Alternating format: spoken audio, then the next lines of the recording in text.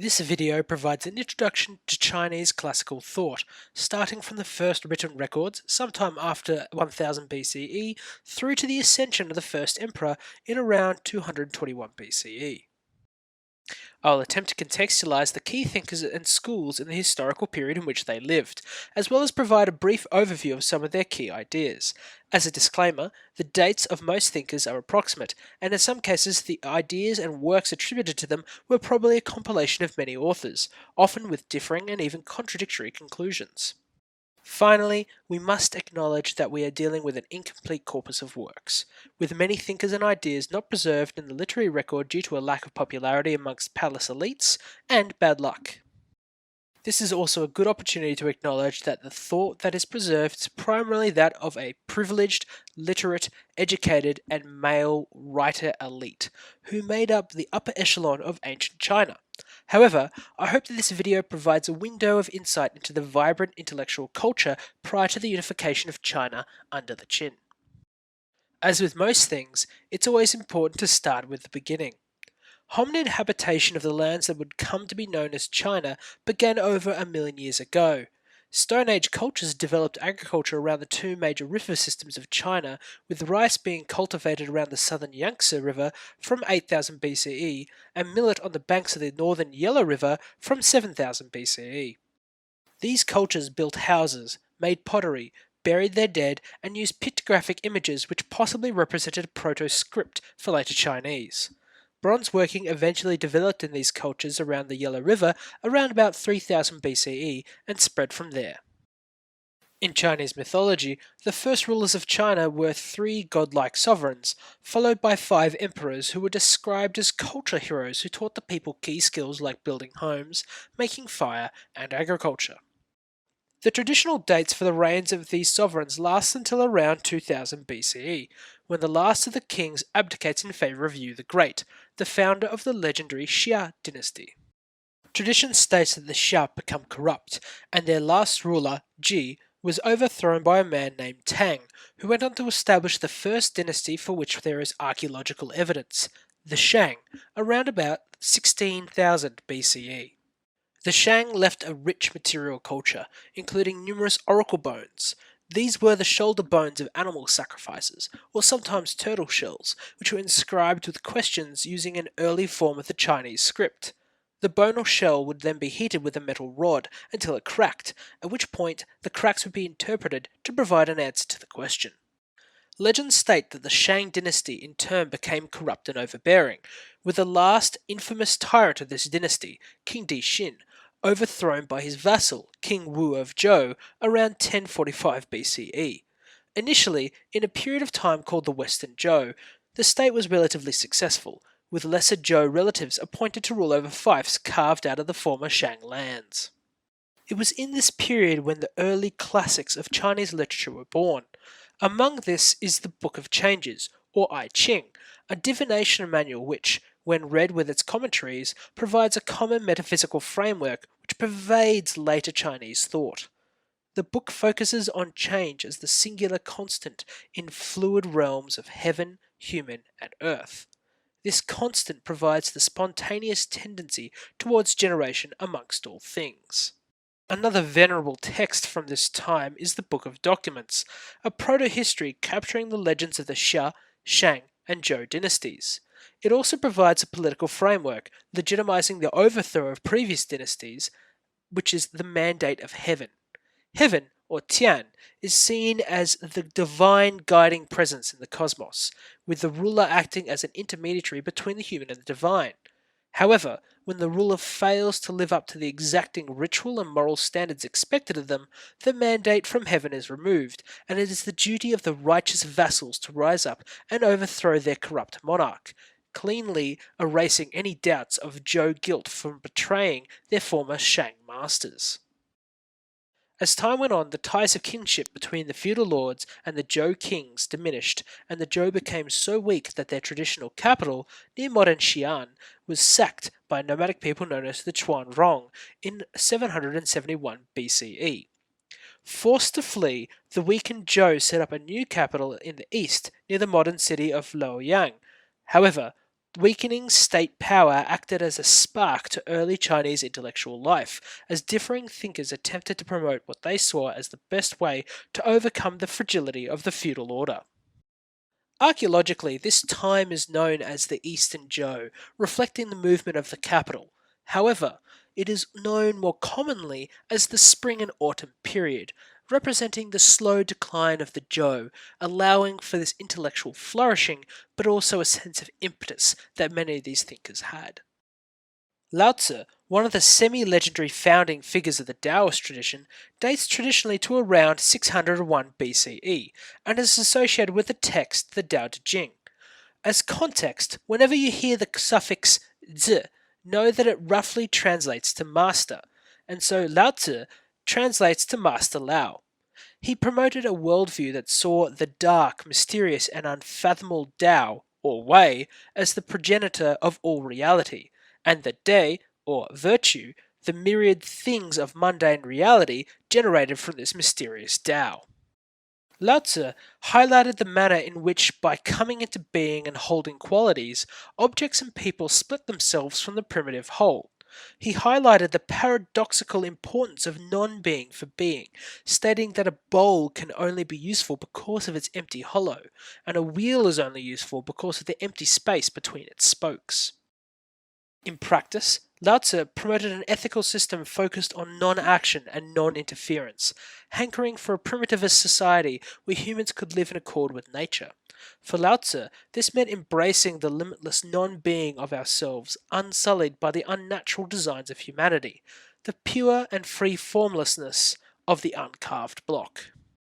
However, Lao Tzu was followed by a thinker of even greater renown and influence, Kongzi, Latinized as Confucius, who dates from between 551 to 479 BCE. Confucius was from the small state of Lu in the northeast of China, and developed a system of ethics which he claimed he was merely transmitting from the sage kings of old, in particular from the early kings of Zhou. Although he never wrote his own ideas down, his sayings were compiled by his students in a text called the Analects. Confucius drew upon the ideal of the ruler as a father figure, with an ethics of respect that was expected to penetrate throughout all of society. This demanded benevolence from those in power, but also loyalty from below, although loyalty also meant giving honest feedback in the form of remonstrance, even if truth may cost your own life. To support this Confucian ideal, all people were to adhere to the stipulated deferential positions that they held within society: subject to ruler, son to father, wife to husband, younger sibling to older sibling, and friend to friend. Although these deferential relationships were meant to instill harmony in society, they meant that Confucius came under intense criticism in the modern era as social mores with regards to the ideas of oppression, class, and gender changed.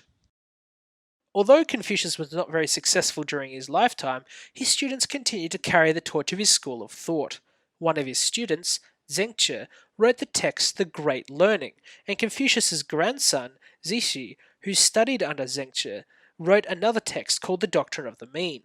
These two short texts attempt to systematize and convey the often fragmented ideas portrayed in their Analects, and all three texts would become, aside from Lao Tzu and Confucius, the most important thinker of the Spring and Autumn period goes by the name Mozi, dates 470 to 391 BCE.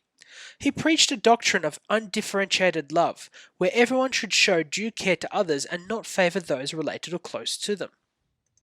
Mozi believed that a society based upon the principles of this universal love, tempered by frugality and supported by officials selected on the basis of merit, would be able to overcome the venal and aggressive aristocracy of the time, although he rejected all forms of warfare besides defensive.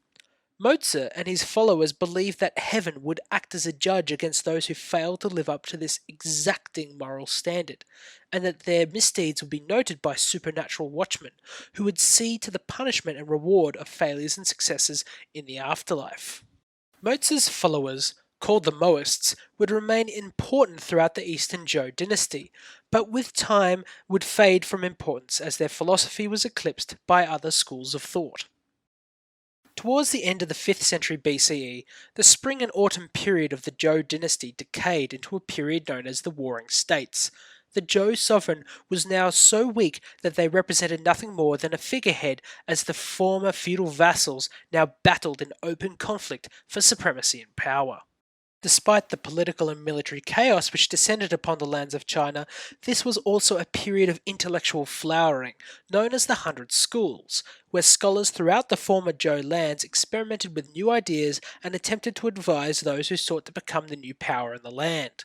These were the Shi, or scholar gentlemen, educated ambitious men from lower class backgrounds who now sought to displace the aristocrats who had dominated decision making and high court culture. One of the earliest intellectual centres of this Warring States period was in the state of Qi, located northeast in modern China near the Shandong Peninsula, sometime in the 4th century BCE. The new rulers of the state, having overthrown their predecessors, attempted to establish the Zhisha Academy, or Academy of the Gates of Qi, likely in an attempt to legitimize their own rule.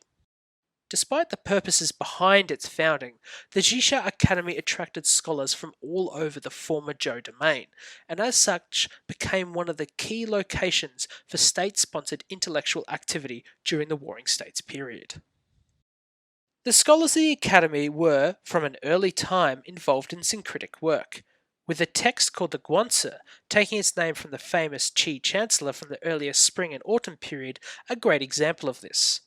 The text put forward an interesting amalgamation of Taoist and other ideas, including a view that heaven was an inflexible ruler, with human nature defined by the rules and tendencies innate within it.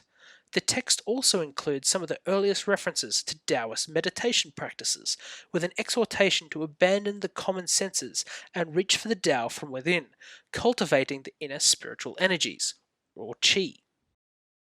One of the most famous scholars of the Zhisha Academy was Mencius, dates 372 to 289 BCE. His name is Latinized as Mencius, and he was a Confucian scholar who is traditionally thought of as having studied and learnt under Zixi, Confucius's grandson, prior to travelling to the state of Qi.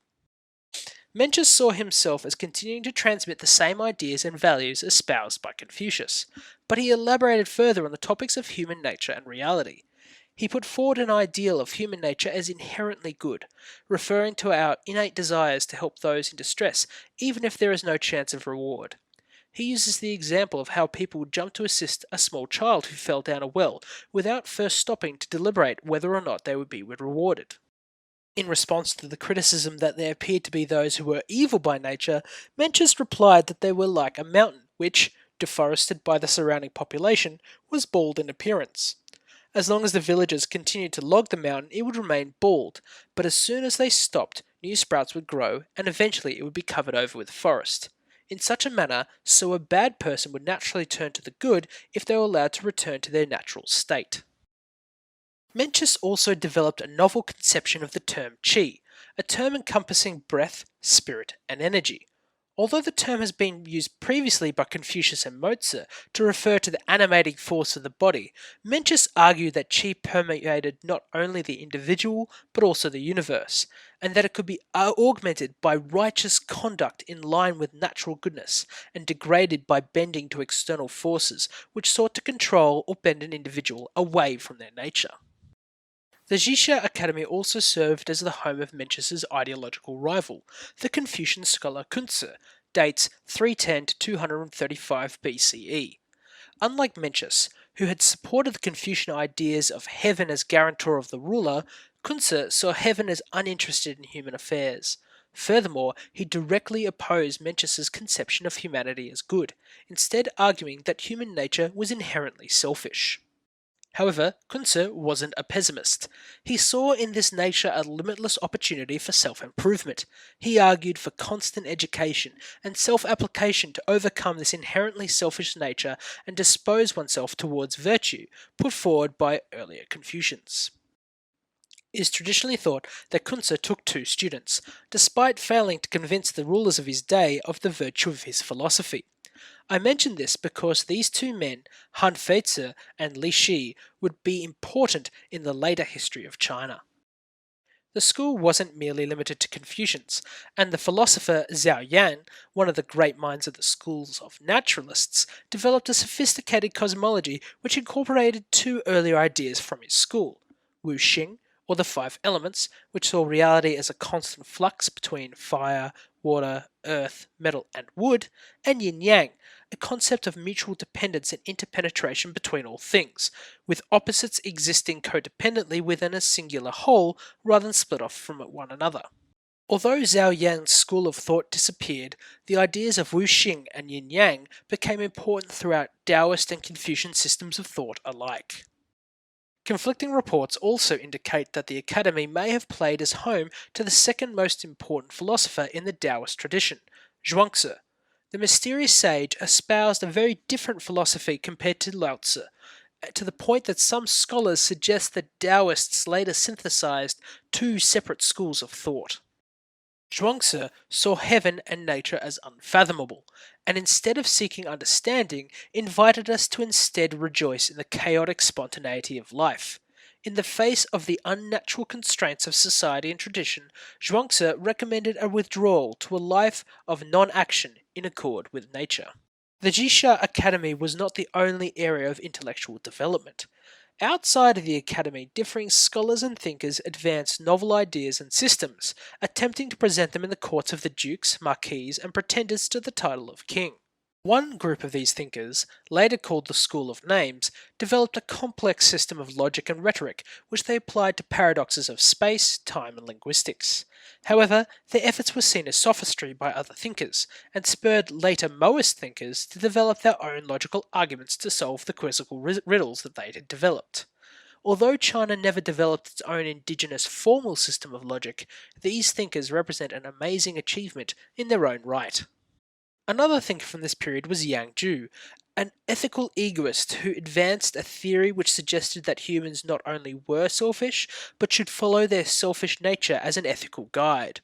Although not particularly influential, his thought provides an interesting counterpoint to the ethical systems developed by earlier Taoist and Confucian thinkers. In contrast to the self-centered egoism of Yang Zhu, the school of tillers, represented by the thinker Xu Xing, advocated for communalist politics, which sought to exalt utility over ornate luxury. It also elevated the farmer-king ideal, where a ruler would labour side by side with their subjects in the field. Intellectual pursuits were not limited to these scholars and academics. Military and political officials were also prolific writers and had their own conception of what was ethically, politically, and strategically correct. One of the most important of these books was written by an unknown author, who appropriated the military credentials of an earlier military strategist, Sun Tzu. The text, named The Art of War, pressed the importance of focusing on maximal gain for minimum cost, and the situational advantage that can be gleaned from every situation. Sun Tzu's alleged grandson, Sun Bin, followed in his grandfather's footsteps and became a general in the state of Qi, eventually writing his own book named The Art of War, although it was much less influential, with the text lost in antiquity and only rediscovered in the 1970s. The most important court during the Warring States period was the Qin, located in the western reaches of the Zhou domain. Although initially weak, the court invited scholars and officials from afar to build the state into a power which would dominate the Middle Kingdom. One of the scholars who answered this call was a man who came to be called Shang Yang, or Lord Shang. He argued for an economic and military policy which was designed to turn over the people and state to maximize agricultural revenues and to build a military machine, a strategy summarized as enriching the country and strengthening the army. Shang Yang was one of the founding figures within the school of legalism, which saw the best way to overcome the chaos of the warring states was through harsh but consistent application of laws. However, Shang Yang found himself on the wrong side of the law when a change in government found him alienated from the court, decried as a traitor, and torn into pieces by chariots. One of Shang Yang's students was a scholar called Shizi. After fleeing from the state of Qin following his master's death, Shizi wrote an enigmatic text which was one of the founding works of the school of syncretists. He drew on numerous sources, including Taoism, Confucianism, naturalism, and the legalists. Shizi posited a cosmic order which was linked reality and the morality of the ruler. He recommended a schedule of self-cultivation and humility to sharpen the monarch into the character required to uphold this universal order. In practicing their earthly rule, Shizi focused on the aspects of objectivity in choices and timeliness in action. Returning to the court of the Qin, an ambitious merchant from a neighbouring state managed to engineer the ascension of a lowly prince to king, a man named Lu Buwei.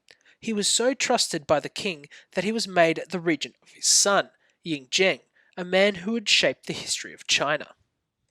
As Chancellor and Regent, Lu Buwei oversaw the compilation of a document known as the Lu Shi Chung Kui, an encyclopedic philosophical book which continued the syncretic goal of the Shizi. It described a world in which humans and nature were in constant flux, but the change was wrought in the constant and cyclical course of time that could not be altered. The text prescribed the state as the utensil which allowed individuals to achieve their natural end state, and like the Shizi, focused on the necessity of timeliness in the application of governance and force to best exploit the rolling flux of the cosmos. Lu Buwei, like many advisors in the court of the Qin, was to come to grief with the lurid politics of the court. He was forced into exile, and there he committed suicide by drinking poison. The most famous individual of the legalist tradition, or infamous, was a scholar from a small state called Han, who built upon the doctrines of Shang Yang. This was Han Feizi, who tradition states was one of the students of Kunzi. He synthesized the earlier works of legalist scholars, and is remembered for his dictum that the people are controlled like a basket is held, by two handles, punishment and reward. He saw the ruler and his advisers as locked in constant struggle for power and control in the state, and advised the monarch to remain motionless, in temperament and word, to avoid the schemes laid by his supposed supporters. Although Han Feizi's work did little to prepare the sovereigns of his state, they impressed the young king Ying Zheng from the state of Qin. After defeating the Han, Ying Zheng is reported to have requested the scholar join him in his court. However, his one-time schoolmate, Li Shi, the other student of Kunzi, was already working in the court and was jealous of Han Feizi, wary of his talents, and fearful that he would be displaced from the king's side. As such, he had Han Feizi sentenced to death, forced to commit suicide by poison, a fate for the scholar which Ying Zheng reportedly regretted. The rise of the Qin was inexorable. State after state was crushed under their increasing military might, and the last fragments of the facade of the Zhou were cast down. A mysterious figure, likely fleeing from the destruction of this changing world order, wrote a work of philosophy of small importance but weighty with portent. The writer, only known as the Pheasant Cap Master, or Heguanzi, harkened back to a Confucian ideal of rulership based upon benevolence and affection. He also borrowed from the earlier schools and developed a sophisticated theory of names, tending towards a realist interpretation of appellation. However, most ominous is the implied criticism in his work for the unification by force that was occurring under the Qin, the destruction that it would wreak, and the ultimate impermanence of its accomplishment. King Ying Zheng oversaw the culmination of the military efforts of his ancestors, defeating the last remaining courts of his rivals and drawing to a close the era of the warring states. He declared himself as Qin Shi Huang, or First Emperor of the Qin, and declared that his house would rule for millennia. This was seen as the beginning of the Imperial Age, and it is from the Qin dynasty that we take the name China. Borrowing from the school of the naturalists, Qin Shi Huang saw his dynasty as representing water and black, overcoming the element and colour of the previous dynasty of the Zhou, which were associated with fire and red. He also declared legalism as the sanctioned state philosophy, and is reported to have consigned all unauthorized intellectual works to the flames. Going further, he was stated to have ordered that those scholars who did adhere to these doctrines to be buried alive. Although we cannot be too sure of the reality of these claims, the authors who write about the Qin are mostly hostile, we can be sure that this emperor represents a bookend to the classical period of Chinese thought. Although Qin Shi Huang was able to mobilize the economy of China using harsh and militaristic methods, his heirs were unable to hold the reins of sovereignty. Qin Shi Huang died in 210 BCE, buried in a massive mausoleum associated with the famous terracotta soldiers. 4 short years later, the Qin would fall to rebellion, which would see the ascension of the Han dynasty and a rejuvenation of intellectual life as Confucian, Taoist, and legalist scholars sought to influence the new imperial house.